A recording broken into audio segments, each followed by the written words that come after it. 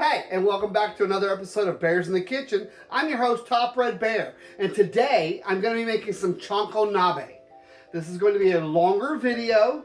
I'm doing a lot of keto-friendly, low-carb, no-sugar recipes.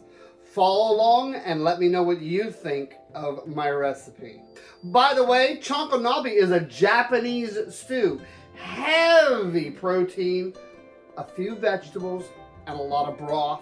And I use cauliflower rice, and my husband uses regular rice. And these are our ingredients: mushrooms, mirin, chicken broth, soy sauce, ginger. Now I get the juice out of the ginger. Napa cabbage, cod, tofu, ham chunks, fish cake, white miso paste, chicken thighs, pork belly, ground chicken. Now I'm going to put some pork ribs and I'll cut the bone out of it, leeks, green onion, sake, and I use Better Than Bouillon chicken broth. It's got a lot of seasonings. I'm bougie, I have a juicer. So I'm going to take all of my ginger, which I have a lot of ginger because I need the juice, and we're going to get the juice out of the ginger by using my juicer. Like I said, I'm bougie. Now you can grate this up, but you'd have to peel it and grate it and all that, but I just want the juice. Now some people can use the ginger itself, but I myself want the juice. So now we're gonna make the chicken meatballs that go in our Chanko Nabe. We're gonna make them fresh. So what we're gonna do is, there are two ingredients I forgot to mention, but it's for the meatballs: egg, and I use salt and pepper pork rinds grounded up. So I'm gonna use probably about four or five green onions. And I cut them into very small pieces.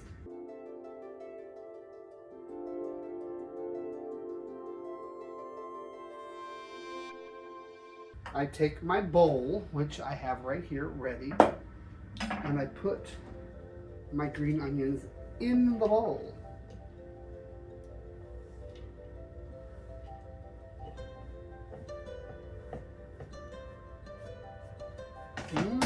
That's looking good already. Woo! Yes, sir. I love making these. So I take my 1 pound of ground chicken. Yes, I'm bougie. I buy my chicken ground. And we could ground it ourselves, but I don't have the machinery for that. So I take my 1 pound of ground chicken and put it in with my green onions. When my chicken is in there, I crack my egg and put it in. Me, I don't measure a whole lot of stuff, but soy sauce, I'm gonna put a good tablespoon in. I know, people are like, well, why didn't you just measure it? I don't, I'm good. It's my flavor. You wanna measure it? Tablespoon, there you go. All right, then what I do is, my breadcrumbs, or my salt and pepper pork rinds that I use about half of it. For now, this is a whole bag, and I just ground it up and set it to the side and hold on to it. If I don't use it all, that's fine. I'll use it in a meatloaf or something other than like chicken cordon bleu. If you've seen my videos, you know I use breadcrumbs, or actually salt and pepper pork rinds, all the time. I don't use breadcrumbs. I never have. I like using salt and pepper. It gives it flavor. It really gives it a lot of flavor. So I'm gonna set this to the side. And this is where I'm gonna get a little messy. I'm gonna take my hand and we're just gonna mix this together.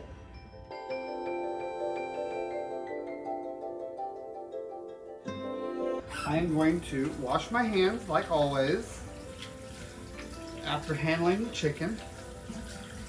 Soap and water. Make sure you use hot water.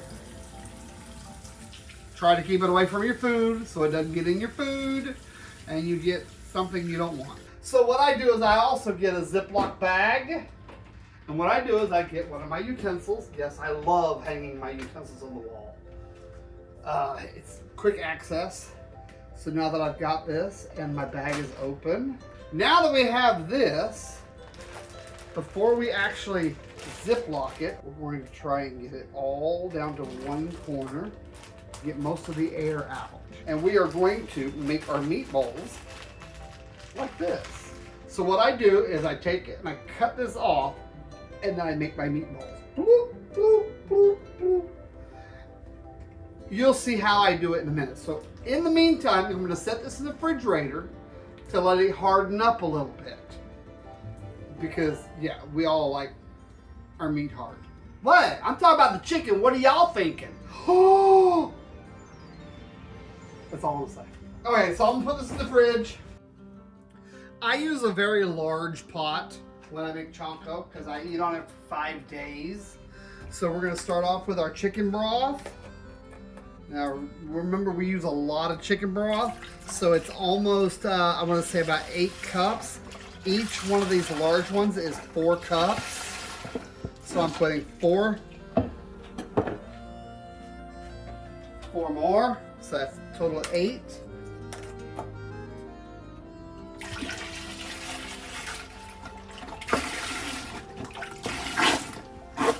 Oh my. And then we're going to use the last one, which is 2.5 cups, I think. So I'm not worried about how much broth I have because I'm putting a lot of stuff in this and we're going to be eating on it for days. So now that that is done, we're going to throw these containers away. So what we do is I take a 1/2 cup of mirin, and then it's a 1/2 cup of mirin, which I need more, which I have right here. So I'm going to open this container. And when I tell you I've got mirin, I mean I got mirin. Lots of mirin. Let's see, 1/2 cup of mirin. Right? Okay, then this is where the other part comes in. I use 1 cup of sake. And we're going to put 1 cup of sake in here. So we have, that's a 1/2 cup. Look at that. Ooh, I got a very little left. I'm going to go ahead and use it. It's over a little over 1 cup, but it's going to cook down. I'm not worried about it. So now that we have this in here, we are going to add in all of that ginger juice.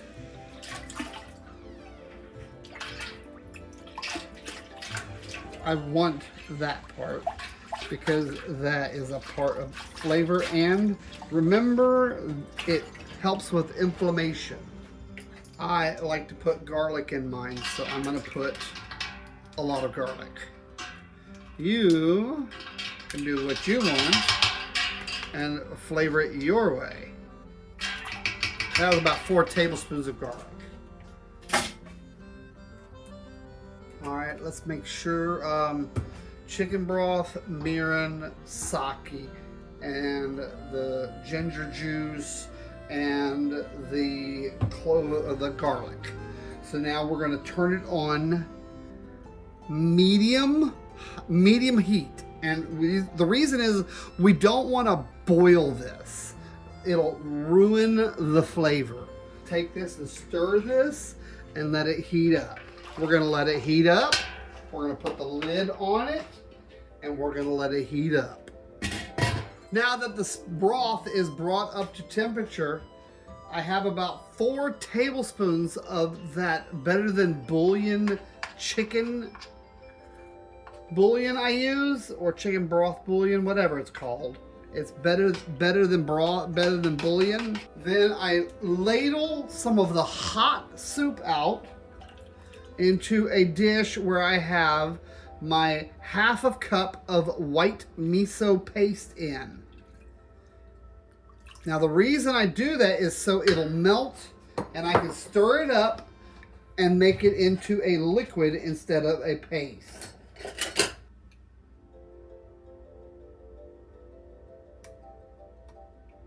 It is going to get thick. When that happens, I add more of the hot liquid in. And as I'm stirring it, it'll make the paste even thicker. So I take it and I put more of the hot liquid in here.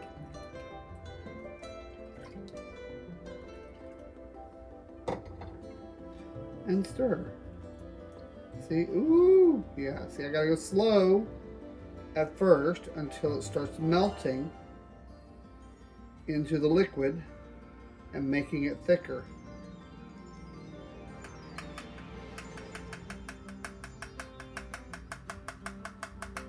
Yes, this is a tedious process.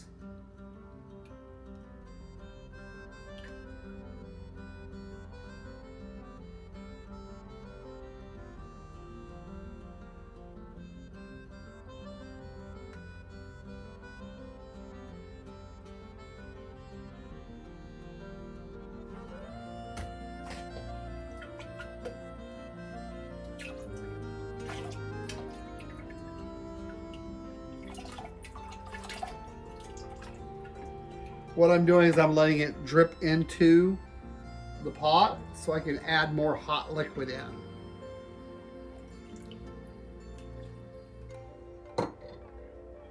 This hot liquid is not as hot as I thought it would be. It needs to be hot. So the paste will actually melt in the hot liquid. It's not as hot as I'd like it to be though.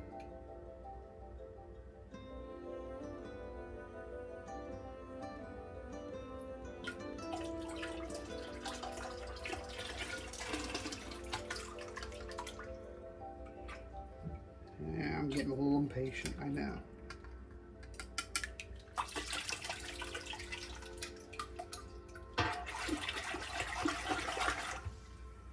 And the reason you do that is because if you don't melt the paste with the hot liquid, you'll have a clump of paste in here and you'll wonder where it came from.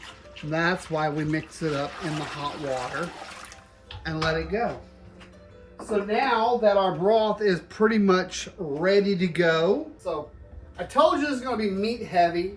So I am using 2, 4, 6, 8, 10, 12, 13 chicken thighs. And yeah, so before I cut up the thighs, I like to cut up my pork first. That way, and then I wash my knife, wash my board, and then the chicken. Chicken's usually the last thing so it doesn't contaminate everything else. Okay, so we're gonna go with our pork spare ribs. Now remember, this one has bones in it, so I have to remove the bone.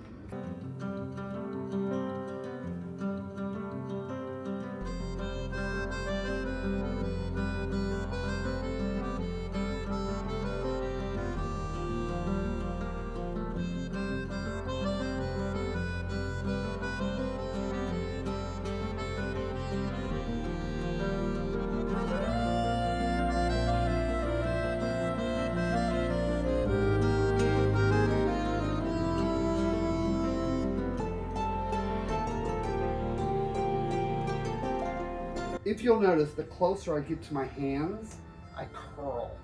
And that way this goes right on my knuckles instead of my fingers. Yeah, it's a lot better that way, I promise you. Your fingers will thank you later. All right, so now we got that pork shoulder. That's a pork spare rib, excuse me.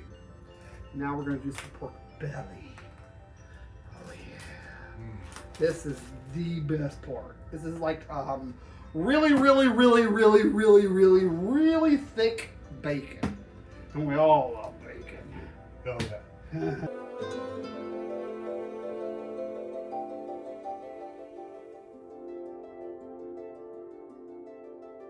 Very protein heavy, very low, very, very low carbs, and hardly any sugar.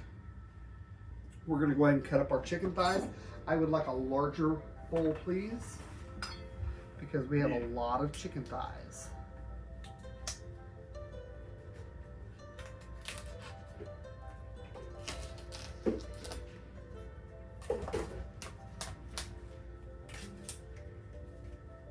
All right. I'm going to thank you very much, babe. That way I cut and put it straight into here. And I can go into the other part and wash my hands afterward.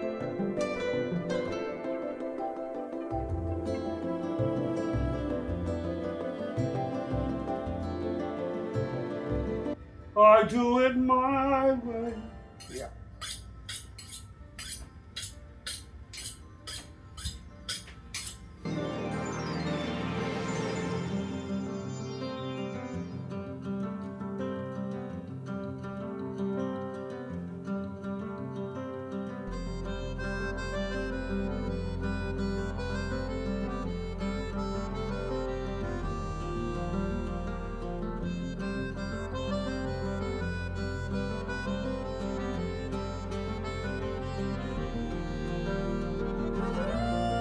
Throwing that package away, and now it's time to wash my hands.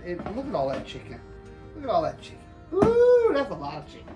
Now we're going to cut up our cod, our tofu, and our fish cake. Now I used 2 pounds of cod.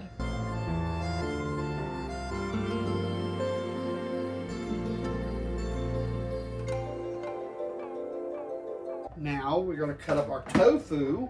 I like a lot of tofu in mine, so I'm going to open up my tofu and drain it because it has a lot of liquid in it. All right, once I open it up, I take my tofu out. That's tofu, people, I know. So here we go. I know I got fish all over my hands, but we're gonna cut our tofu. Next, we're gonna be doing our fish cake. Oh. Fish cake. This you can get this from your markets, your Asian markets, and it usually comes on a little wooden board.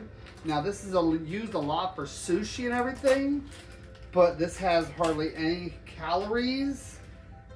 It does have some cornstarch in it, but that's neither here nor there because it's going to be very, very small. I cut it off the board.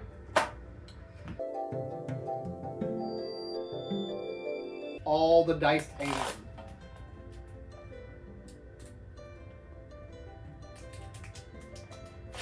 So we're going to put this all in the stew now.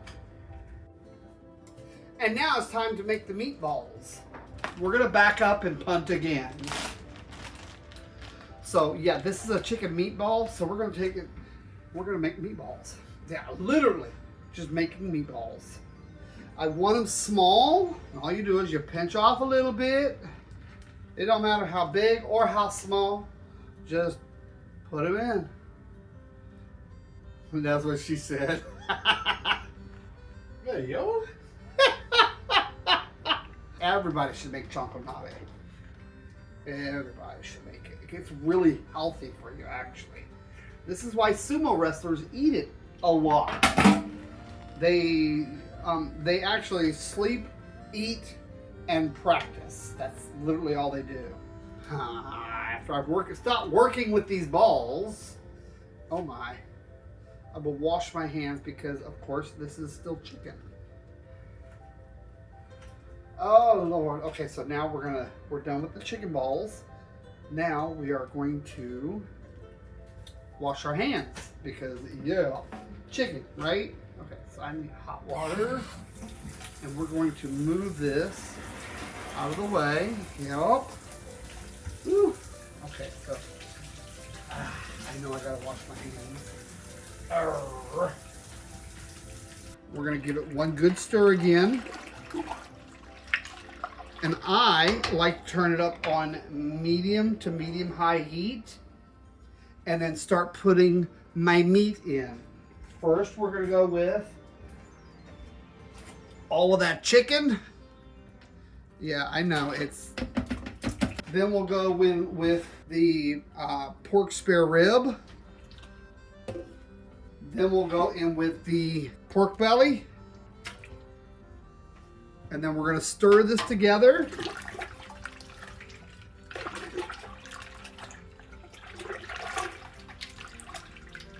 Make sure all that is like incorporated together, like it's all mixed up.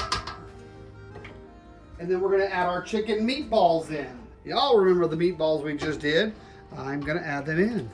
Look at them just roll right off. Look at that. Ooh! And now, what I do, I don't want this to boil. Remember what I said about boiling. I don't want this to boil.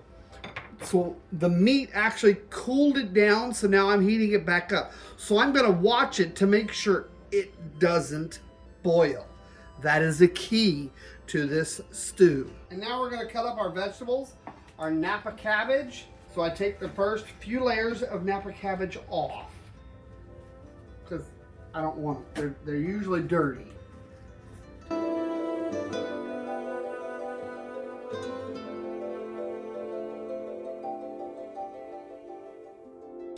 So now that we have water above the Napa cabbage, I'm gonna sit here and wash.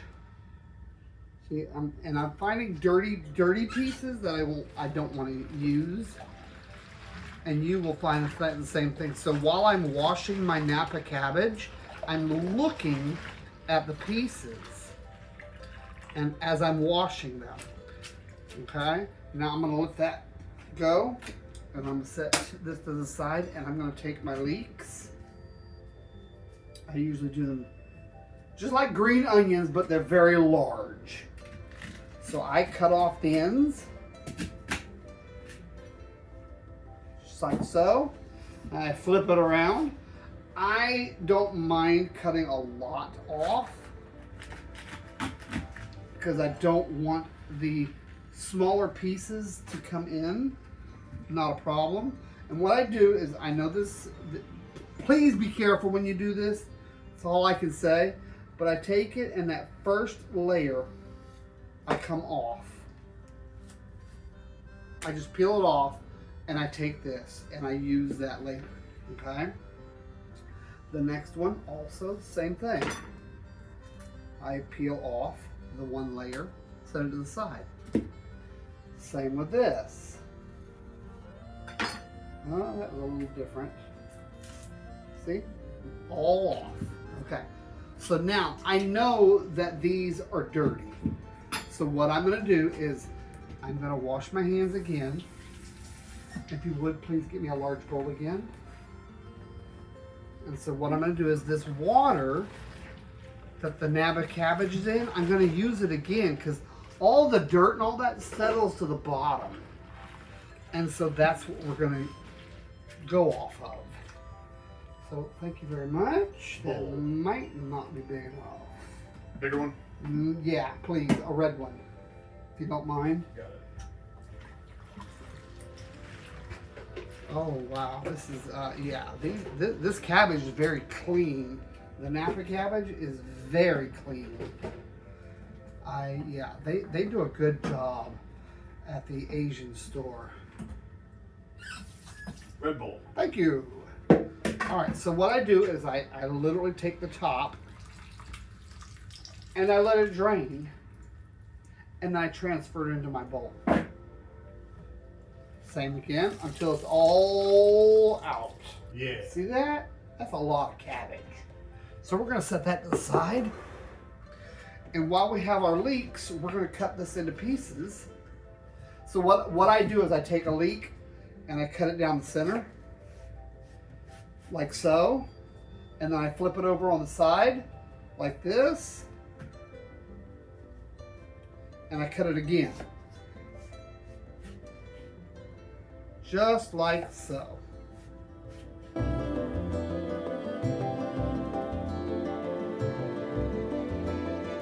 All right, so now we're going to do the same thing with the leek.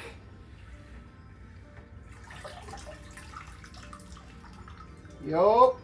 And put it in the bowl. Now we're going to cut up some mushrooms, fresh, and we're going to wash them before we actually cut them up. So we're going to take all of our mushrooms. I use cold water, but I take each and every mushroom and wash it out. I'm not worried about the stems. I don't mind the stems. So we're going to take it and we're going to slice these up. Now I would use shiitake mushrooms, but I couldn't find any in the store. The Asian market that I go to is called Kim's Oriental Market. They were out of shiitake mushrooms. So, and that happens.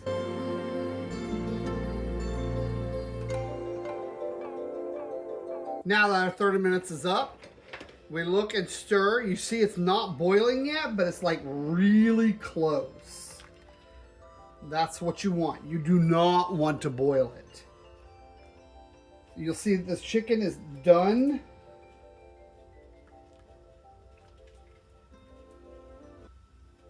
If you are worried about it, you can take the largest piece you find and check the temperature. Make sure it's at 165 for chicken.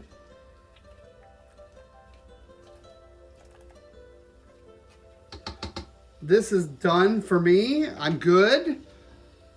I've already checked it. I am within my range, which is good. Now we're going to add in our mushrooms, our leek. Ooh.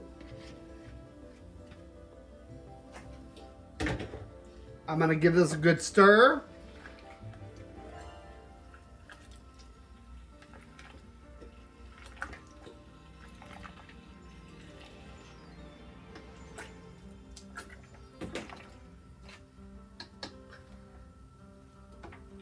Now we're going to put all of our Napa cabbage. It's a lot. So what you do is you put a little in. Ooh. Yeah, this is going to be a lot. And what I do is I put a little in and then I push it down. It will go in, I promise. It'll cook down. See, look at it. It's already going in. Add in the rest of your Napa cabbage.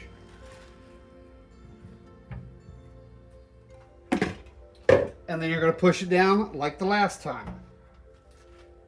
Ooh, I need a stronger spoon, I guess. I have one. Yes, I do. I have a stronger ladle. It's a really good ladle. And this is a very strong ladle. So if you notice, I'm pushing down. And so what's going to happen is as this cooks, the juices are going to release from the Napa cabbage, which is also going to flavor our stew.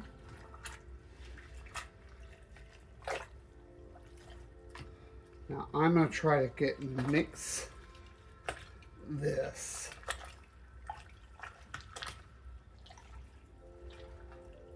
Look at all that. Ooh, it's looking good.